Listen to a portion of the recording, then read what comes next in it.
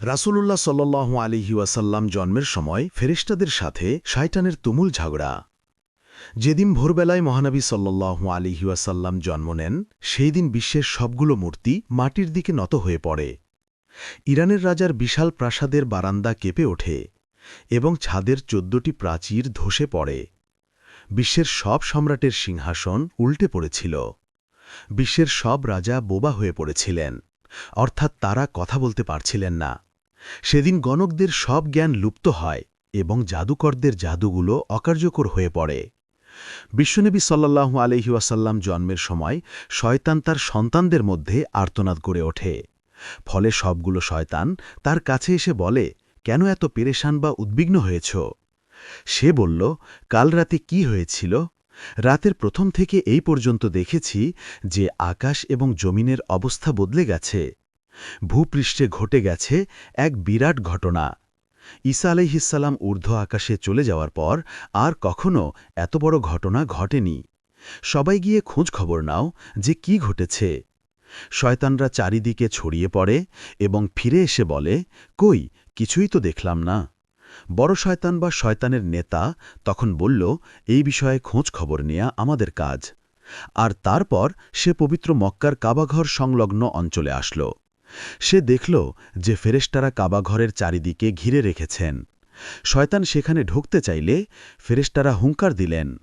ফলে সে ফিরে আসে এবং চড়ুইয়ে পাখির মতো ছোট হয়ে এরা পর্বতের দিক থেকে সেখানে প্রবেশ করে। জিবরিল আলাইহিসসালাম বললেন, ওরে অভিশপ্ত, ফিরে যা। সে বলল, হে জিব্রাইল, আমার একটা প্রশ্ন আছে, বলো তো আজ রাতে কি ঘটেছে? জিবরিল আলাইহিসসালাম বললেন, সর্বশ্রেষ্ঠ নবী মুহাম্মাদুর রাসূলুল্লাহ সাল্লাল্লাহু আলাইহি ওয়াসাল্লাম আজ রাতে জন্ম নিয়েছেন। শয়তান প্রশ্ন করল, তার মধ্যে কি আমার কোনো কর্তৃত্বের অংশ আছে? সে তথা ইবলিস বা শয়তান আবার প্রশ্ন করল, তার উম্মতের মধ্যে কি আমার কোনো অংশ আছে? জিবরিল আলাইহিসসালাম বললেন, হ্যাঁ। ইবলিস বলল, আমি সন্তুষ্ট হলাম। হজরত হালিমা বর্ণনা করেন, শিশু মোহাম্মদ রাসূলুল্লাহ সাল্লাল্লাহু আলাইহি ওয়াসাল্লামকে আমার গৃহে আনার সাথে সাথেই রহমত বরকত প্রকাশ হতে লাগল। এত পরিমাণ দুধ নির্গত হল যে রাসূলুল্লাহ সাল্লাল্লাহু আলাইহি ওয়াসাল্লাম এবং তার দুধ ভাই একান্ত তৃপ্তির সাথে দুধ পান করে ঘুমিয়ে পড়তেন। আর উটনির দিকে চেয়ে দেখতে পাই সেগুলোর স্তন দুধে পরিপূর্ণ হয়ে গেছে। বিবি হালিমা বলেন, আমার স্বামী উটনির দুধ দহন করলেন এবং আমরা তৃপ্তির সাথে তা পান করে সারা রাত আরামে কাটালাম। দীর্ঘদিন পর এটাই প্রথম রাত্রি যাতে আমরা শান্তিতে ঘুমিয়ে পড়লাম। আমার স্বামী বললেন, হালিমা, তুমি খুবই ভাগ্যবান এক শিশু নিয়ে এসেছ। আমি বললাম, আমারও এটাই ধারণা, এই শিশু অত্যন্ত সৌভাগ্যবান। বিবি হালিমা আরও বললেন, মক্কা থেকে ফেরার পথে শিশু মোহাম্মদকে কোলে নিয়ে যে দুর্বল বাহনটিতে চলতে লাগলাম, মোহাম্মদ রাসূলুল্লাহ সাল্লাল্লাহু আলাইহি ওয়াসাল্লামের বরকতে বাহনটি এত দ্রুত চলল যে সবার বাহনকেই হার মানাল। আমার সাথী মহিলারা আশ্চর্য হয়ে বলতে লাগল, এটা কি সেই দুর্বল সোয়ারি যার উপর আরোহণ করে তোমরা প্রথম এসেছিলে? তারপর বাড়ি এসে দেখলাম সমস্ত বকরিগুলো দুধে পূর্ণ হয়ে গেছে, অথচ কিছুক্ষণ পূর্বে সেগুলো দুধশূন্য ছিল।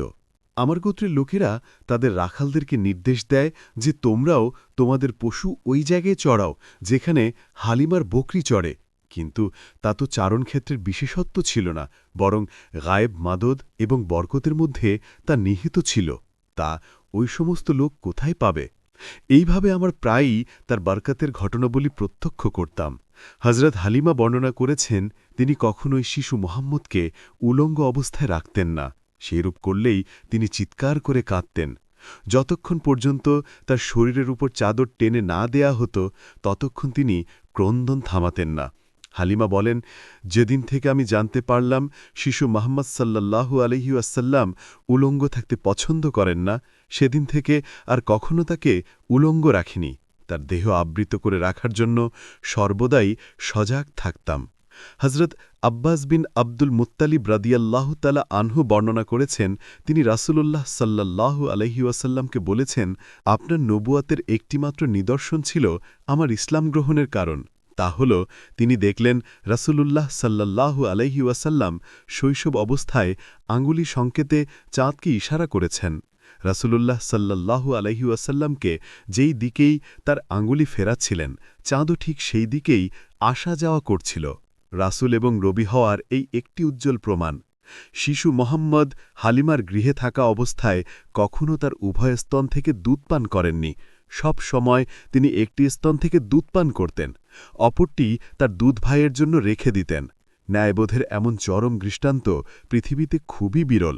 সত্যি, এটা একজন মহামানবের পক্ষেই সম্ভব।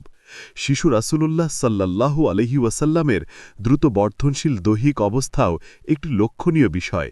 2 মাস বয়সের সময় তিনি অন্যান্য শিশুদের সাথে হামাগুড়ি দিয়ে ফিরতে লাগলেন। 3 মাসের সময় দেয়াল ধয়ে হাঁটতে লাগলেন। যখন তার বয়স মাত্র 5 মাস, তখন বিনা অবলম্বনে হাঁটতে শিখলেন। 7 মাস বয়সের সময় তিনি ফিরতে লাগলেন এবং মাত্র 8 মাস বয়সের সময় তিনি কথা বলতে সক্ষম হন। তার এই গুণগুলো নিশ্চিত তার মুজিজার মধ্যে অন্তর্ভুক্ত এবং তিনি উম্মতে মুহাম্মদী শাফায়েতের কাণ্ডারি। সরওয়ারে কায়নাত, দুজাহানের সম্রাট রাসূলুল্লাহ সাল্লাল্লাহু আলাইহি ওয়াসাল্লামের মুসাল্লা সাল্লাম অতি শৈশবকাল থেকেই একান্তভাবে পাকসাফ থাকতেন। সাধারণত শিশুরা নিজের প্রস্তাব পায়খানা নিজের অঙ্গে প্রত্যঙ্গে বা জামা কাপড়ে মাখে, এমনকি তা মুখে দিয়ে থাকে। রাসূলুল্লাহ সাল্লাল্লাহু আলাইহি সাল্লামের দুধমাতা হালিমা রাদিয়াল্লাহু তাআলা আনহু তিনি বর্ণনা করেন, শিশু মোহাম্মদ কখনোই বিছানায় প্রস্তাব পায়খানা করেননি, নিজের অঙ্গ প্রত্যঙ্গ এবং কাপড় অপবিত্র করেননি। তাকে বিছানা থেকে উঠিয়ে 2 পায়ের উপর দাঁড় করানো ব্যতীত কখনো পায়খানা প্রস্তাব করতেন না। সাথে সাথে তাকে পরিষ্কার করে দিতাম। তিনি যে আল্লাহ তাআলার সৃষ্ট মানুষ, তাতে আমার কোনোই সন্দেহ ছিল না। সুতরাং সর্বাবস্থায় পাকসাফ থাকা তার পক্ষে অস্বাভাবিক কিছু নয়। মহানবী সাল্লাল্লাহু আলাইহি সাল্লামের দেহ নূরের তৈরি বলে তার শরীরের কোনো ছায়া ছিল না। মানুষের ছায়া কত ময়লা আবর্জনার ওপর পতিত হয়, কত পশু পাখি অথবা মানুষের পায়ের তলায় ছায়া পতিত হওয়ার সম্ভাবনা থাকে, কিন্তু মহানবী সাল্লাল্লাহু আলাইহি সাল্লামের পবিত্র দেহের ছায়া এভাবে অপদস্থ হওয়া আল্লাহ তাআলার অভিপ্রেত নয়। এই জন্য আল্লাহ তাআলা তার দেহ ছায়াহীন করে তৈরি করেছেন। এই কারণে তার দেহের উপর কখনোই মাছে বসেনি, কেননা মাছে অপবিত্র বস্তু থেকে জন্ম লাভ করে, তাই মাছের দেহ অপবিত্র। তার রাসূলুল্লাহ সাল্লাল্লাহু আলাইহি সাল্লামের শরীরে এটি কোনোদিন স্থান পায়নি। হযরত মায়সারা রাদিয়াল্লাহু তাআলা আনহু ছিলেন হযরত খাদিজা রাদিয়াল্লাহু তাআলা আনহুর দাস। তাকে খাদিজা রাদিয়াল্লাহু তাআলা আনহা রাসূলুল্লাহ সাল্লাল্লাহু আলাইহি সাল্লামের খেদমতে পেশ করেন। তিনি বিভিন্ন সময় বিভিন্ন অলৌকিক ঘটনা প্রত্যক্ষ করে বিস্ময়ে অভিভূত হয়েছেন। তিনি দেখেছেন রাসূলুল্লাহ সাল্লাল্লাহু আলাইহি সাল্লাম যখন পথ দিয়ে চলতেন, তখন একখণ্ড মেঘ তার মাথার উপরে ছায়া বিস্তার করে তার সঙ্গে ভেসে বেড়াত। মানুষের আকৃতির এই যে অস্বাভাবিক কার্যকলাপ, এটা নিঃসন্দেহে রাসূলুল্লাহ সাল্লাল্লাহু আলাইহি সাল্লামের একটি অনেক বড় মুজিজা, যা নবীর শৈশবকাল থেকে লক্ষ্য করা যায়। পূর্বে বর্ণিত প্রত্যেকটি বিষয়ই রাসূলুল্লাহ সাল্লাল্লাহু আলাইহি সাল্লামের শৈশবকালীন মুজিজা। তবে এগুলো স্থায়ী নয়। বিশ্বনবীর জীবনের শ্রেষ্ঠ মুজিজা হচ্ছে পবিত্র আল কুরআন, যা কিয়ামত পর্যন্ত স্থায়ী থাকবে। তাছাড়া আমরা তার জীবনে আলোচনা করলে দেখতে পাই, মহানবী সাল্লাল্লাহু আলাইহি সাল্লামের পুরো সংগ্রামী জীবনটাই এক অলৌকিকতায় পরিপূর্ণ, যা তার নবুয়তের জন্য যথেষ্ট প্রমাণ বহন করে। সুপ্রিয় দর্শক, এই ছিল আমাদের আজকের ভিডিও। ভিডিওটি ভালো লেগে থাকলে অবশ্যই একটি লাইক দিন। আর আজই প্রথম চ্যানেলটি ভিজিট করে থাকলে আমাদের অন্য ভিডিওগুলো দেখুন। ভালো লাগলে আমাদের চ্যানেলটি সাবস্ক্রাইব করে পাশে থাকা বেল আইকনটি প্রেস করুন। দেখা হবে নতুন ভিডিওতে। ধন্যবাদ সবাইকে।